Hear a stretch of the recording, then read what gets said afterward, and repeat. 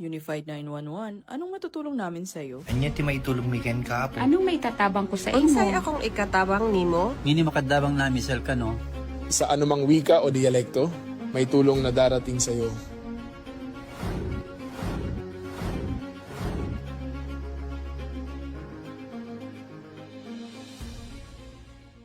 Lilingkod sa bawat Pilipino at magbibigay ng tamang impormasyon para sa tahimik at maayos na Pilipinas. Police News Network, alagad ng batas, tagapagtaguyod ng balitang pulis, sandigan ng mamamayan, patnubay ng katotohanan.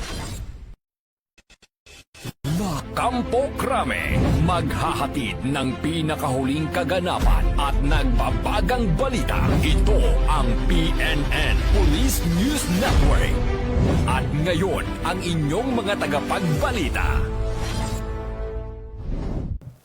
Magandang araw, bagong Pilipinas. Ako ang inyong alagad ng batas, tagataguyod ng Balitang Pulis. Ako po si Patrolwoman Sari Bernales. Maghahatid sa inyo ng tamang balita, kwento ng pulis at serbisyo para sa mamamayan. At ito ang PNP News Online, ang pangunahing balita ng Police News Network. Alagad ng batas, tagataguyod ng Balitang Pulis.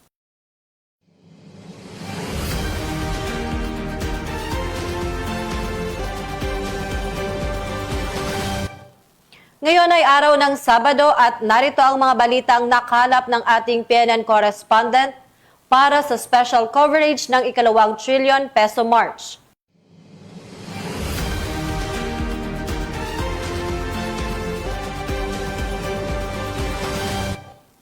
Maayos at payapa pa ang kasalukuyang sitwasyon sa EDSA Shrine, People Power Monument, Mendiola at Quirino Grandstand ngayong umaga.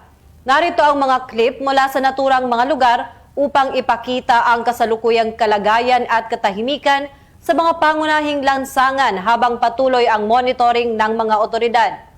Samantala, ng EDSA People Power Monument sa pagdating ng ika-2 trillion peso march.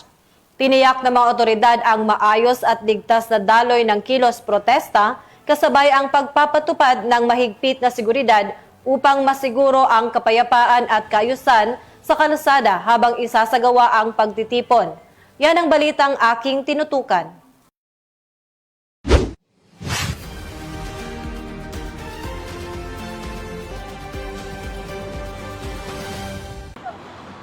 Magandang araw, bagong Pilipinas. Narito ang special coverage para sa ika-2 bahagi ng Trillion Peso March.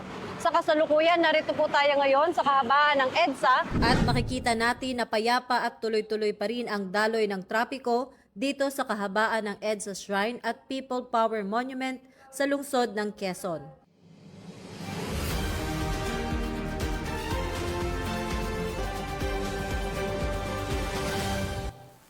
Nakahanda na ang Northern Police District para tiyakin ang seguridad ng inaasahang trillion peso march sa darating na November 30.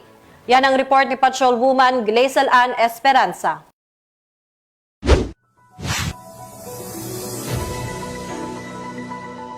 Bilang paghahanda sa inaasahang malaking pagtitipon na trillion peso march sa darating na Nobyembre 30 taong kasalukuyan, tiniyak ng Northern Police District na lubusang nakahanda ang lahat ng unit nito upang matiyak ang kaayusan at seguridad ng publiko. Sa ilalim ng pamumuno ni Police Brigadier General Jerry V. Potasio, District Director ng Northern Police District, isinagawa ang showdown inspection at accounting of personnel. Pinangunahan nito ni Police Colonel Amante B. Daro, Deputy District Director for Administration, kasama sina Police Colonel Villaflor S. Banawagan, Deputy District Director for Operations, Police Colonel Relly B. Arnedo, Chief District Directorial Staff, at iba pang opisyal ng Northern Police District. Layunin ng aktibidad na masiguro ang kahandaan, sapat na bilang at maayos na koordinasyon ng kapulisan para sa nananapit na pagtitipon. Tiniyak naman ng Northern Police District na kanilang igagalang ang karapatan ng publiko na magpahayag habang nananatiling nakahanda upang mapanatiling payapa, maayos at organisado ang buong kaganapan. Patuloy silang nananawagan ng disiplina, kooperasyon at pakikipagtulungan mula sa lahat ng lalahok upang maging ligtas at matagumpay ang aktibidad. Dahil dito sa bagong PNP para sa bagong Pilipinas, serbisyong mabilis, tapat at nararamdaman. Mula rito sa Northern Police District, ako po ang inyong PNN correspondent, Patrolwoman Blaisela Esperanza, alagad ng batas, tagataguyod ng Balitang Pulis. Maraming salamat, Patrolwoman Esperanza. Ilang kalsada sa Mendiola ay pansamantalang isasara bilang paghahanda sa ika-2 trillion peso march.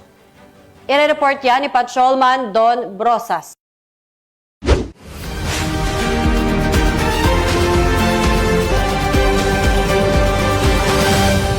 Magandang araw, Pilipinas. Narito po tayo ngayon sa Mendiola, Manila. Isang araw bago ang trillion peso march bukas. Sa kasalukuyan, payapa at tahimik ang sitwasyon dito sa lugar.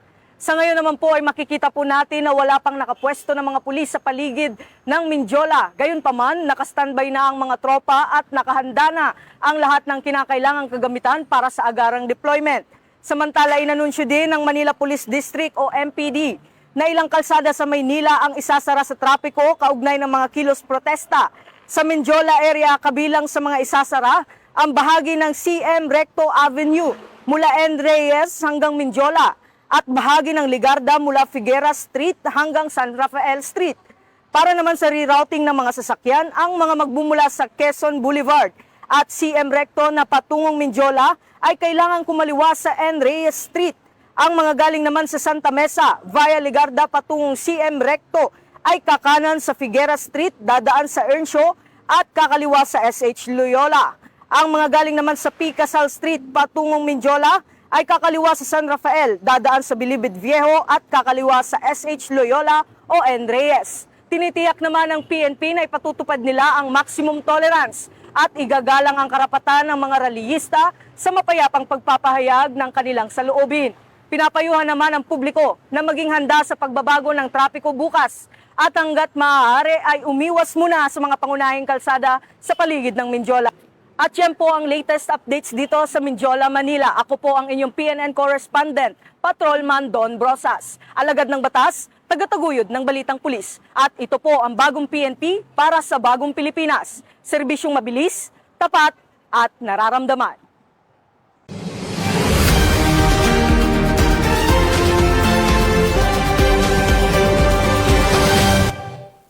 Maraming salamat, Patrolman Brosas. Mahigit 15,000 PNP personnel ang itatalaga upang tiyaking ligtas at maayos ang pagdaraos ng trillion peso march. Muli, yan ang balitang aking tinutukan.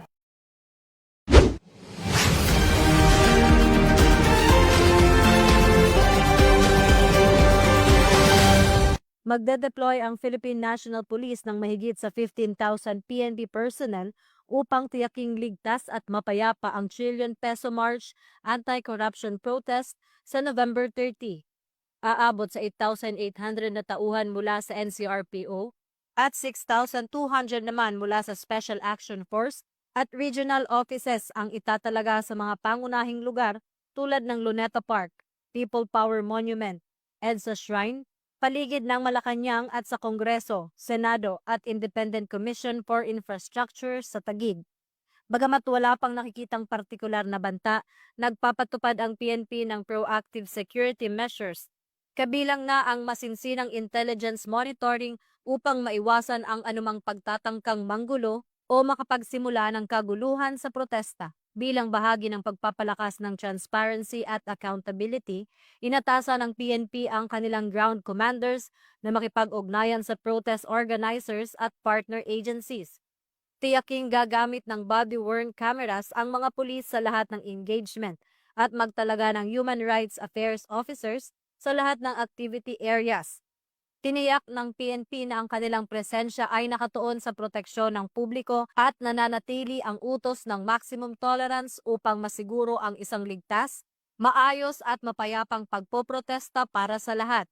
Ito ang bagong PNP para sa bagong Pilipinas, serbisyong mabilis, tapat at nararamdaman.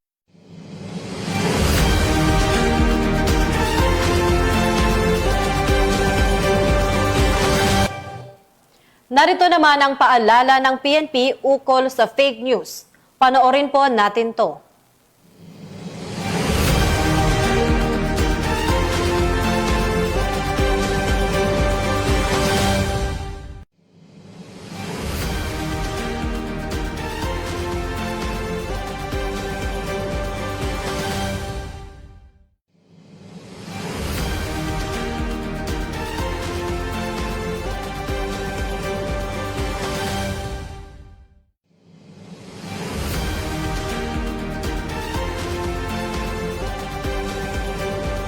Nagbabala ang Philippine National Police sa publiko laban sa pagpapakalat ng mga maling impormasyon o fake news sa social media at iba pang online platforms.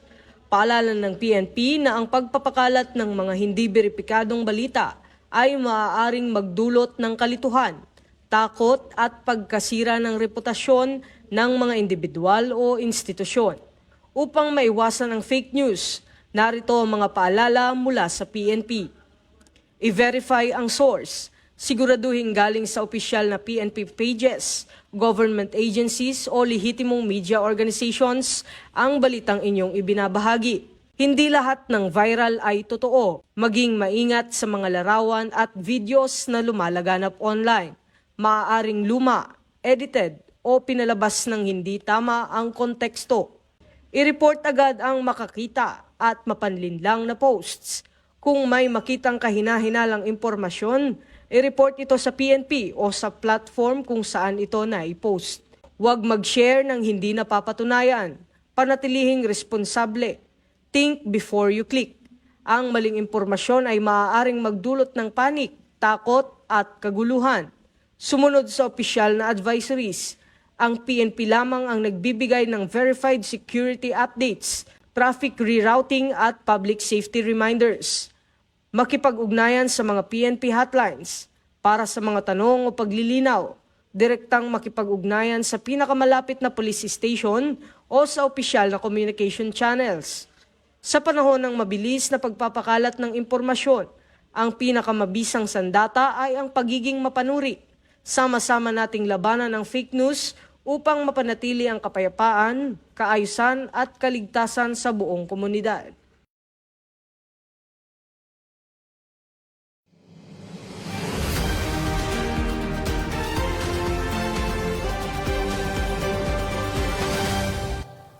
At para sa ibang balita, tuloy-tuloy ang maigting na pagtugis ng Philippine National Police sa mga akusadong sangkot sa umano'y anomalya sa flood control project. Tiniyak ng pamunuan ng PNP na hindi sila titigil hanggat hindi napapanagot ang lahat. Patrolman Don Brosas sa balita.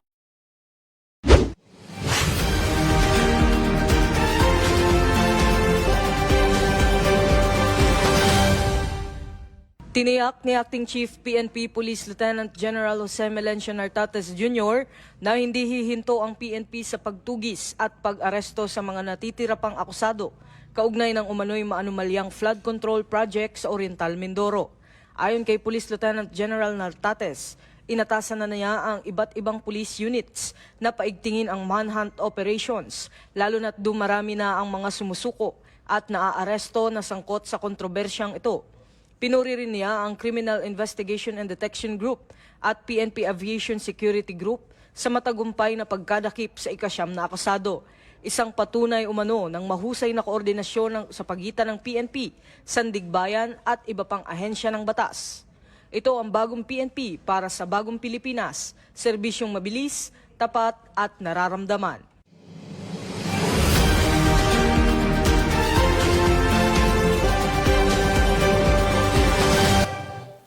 Matagumpay na binuksan ang second kadiwa ng Pangulo Expo sa Intramuros kung saan tampok ang iba't ibang produktong lokal at abot kayang bilihin para sa mamamayan. Yan ang balitang aking tinutukan.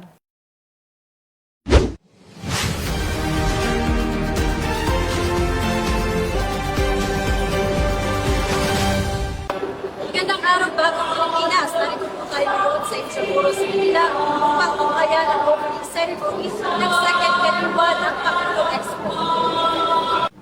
Matagumpay na isinagawa ang opening ceremony ng second kadiwa ng Pangulo Expo sa Foro de Intramuros, Manila.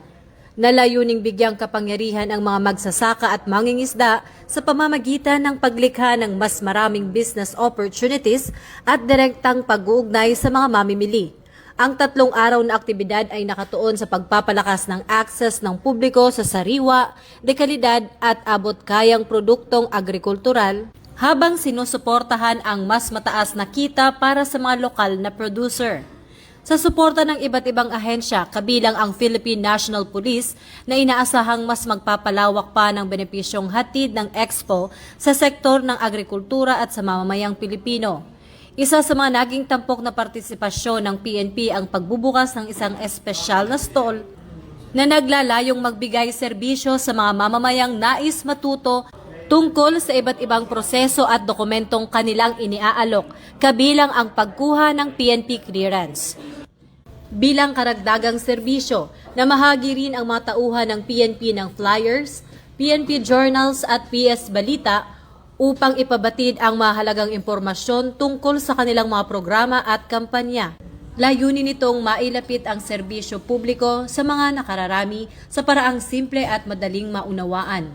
Dumalo sa naturang aktibidad si Police Brigadier General Vina H. Guzman, ang Acting Director ng Police Community Affairs and Development Group, bilang pagpapakita ng kanyang suporta sa programa at sa advokasya ng Pangulo na palawaking ang Kadiwa Stores. Isang inisyatibang tumutulong sa pang-araw-araw na pangangailangan ng mamamayan sa pamamagitan ng mababang presyo ng pagkain at produktong agrikultural. Sa kabuuan, ang pagpapatupad ng Kadiwa ng Pangulo Expo at ang pakikiisa ng PNP ay nagsisilbing konkretong hakbang tungo sa mas inklusibong serbisyo publiko, isang patunay na ang programa ng pamahalaan ay patuloy na inilalapit sa komunidad para sa kapakinabangan ng bawat Pilipino.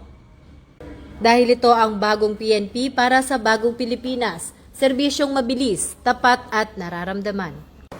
Mula rito sa Foro de Intramuros, Manila, ako ang inyong PNN correspondent, Showwoman Sari Bernales. Nagbabalita para sa Police News Express. Alagad ng batas, tagataguyod ng Balitang Police.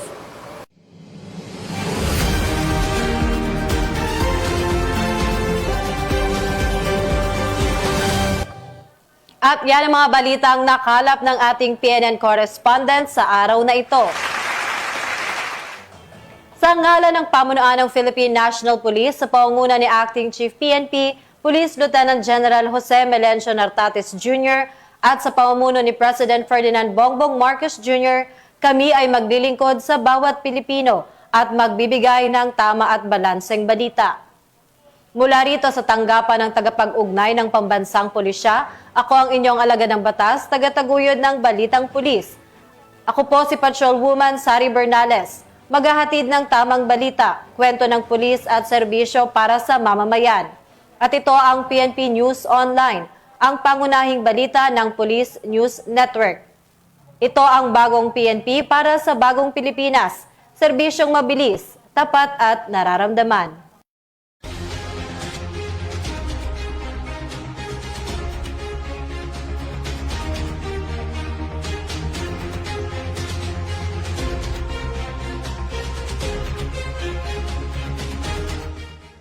Police News Network, alagad ng batas, tagapagtaguyod ng balitang pulis.